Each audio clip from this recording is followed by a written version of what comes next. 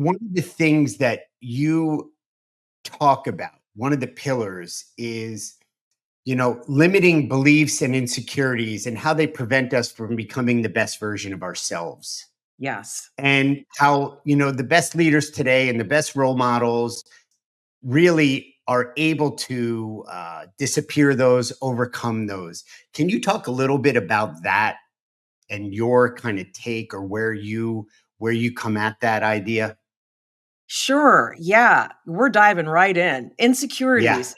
So let me give a context for why I talk about insecurities. My specialty, if you will, is this idea of presence. How you show up in the world, how you interact with people. And your presence is really a reflection of what's going on the inside.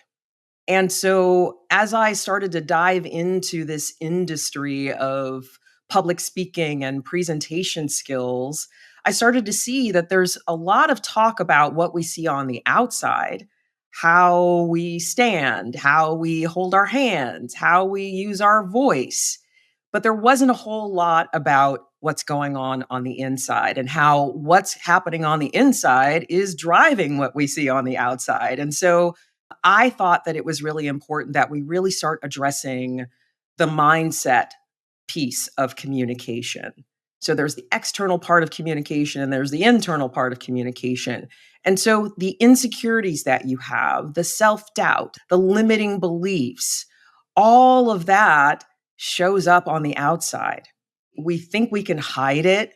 We think, we can somehow pretend them away or maybe compartmentalize the different parts of ourselves, and we show up in our professional setting and we show up in our meetings, and you can be this confident person, but it tends to bleed through in sometimes big ways and sometimes subtle ways.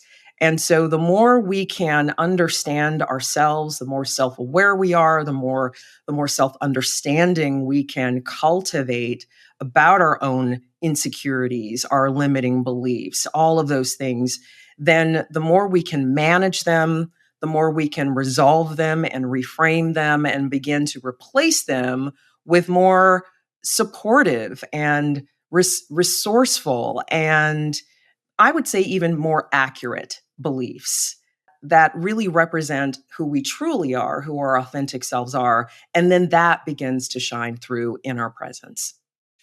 It's really beautifully said. This is something that is near and dear to my heart. I'm like a moth to light, an ant on candy. I love this conversation, and it can happen. It's important in all 360 degrees of your life, not just at personal life or in your community or what you do at work. It really is. You use the word bleed because there's what we show and then what's going on inside, and often there's a big gap, there's a distance between what we portend and what's kind of percolating or simmering underneath. Yeah. Maybe as humans the gap will never be 100% closed, but I think the closer they are, the more harmony and that energy and what you talk about, we'll get into it, the power is really resonating and emanating.